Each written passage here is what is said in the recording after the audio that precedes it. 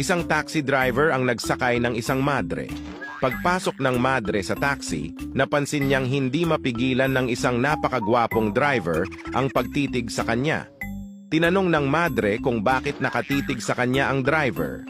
Sumagot ang driver, "May sasabihin po sana ako pero ayokong ma-offend kayo." Sumagot ang madre, "Anak, hindi mo ako ma-o-offend.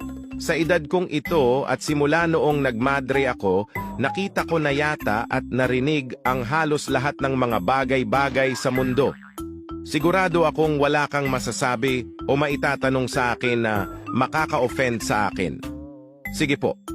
Kasi po, matagal ko nang pinapangarap na makahalik ng isang madre." Sumagot ang madre, Ganun ba? Pwede naman nating gawan ng paraan yan eh.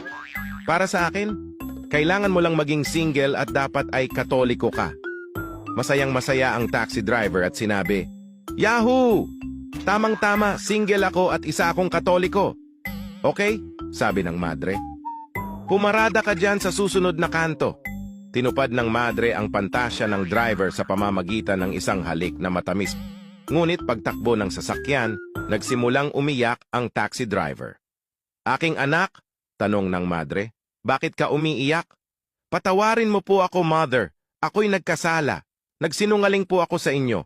Ang totoo po niyan ay kasal na po ako at isa po akong Buddhist." Nagkaroon ng katahimikan ng mga ilang sandali bago sumagot ang madre. "Anak, ayos lang yon. Aaminin ko, nagkasala din ako sa'yo. Ang totoong pangalan ko talaga ay Mike, but you can also call me Mika at papunta ako ngayon sa isang Halloween costume party."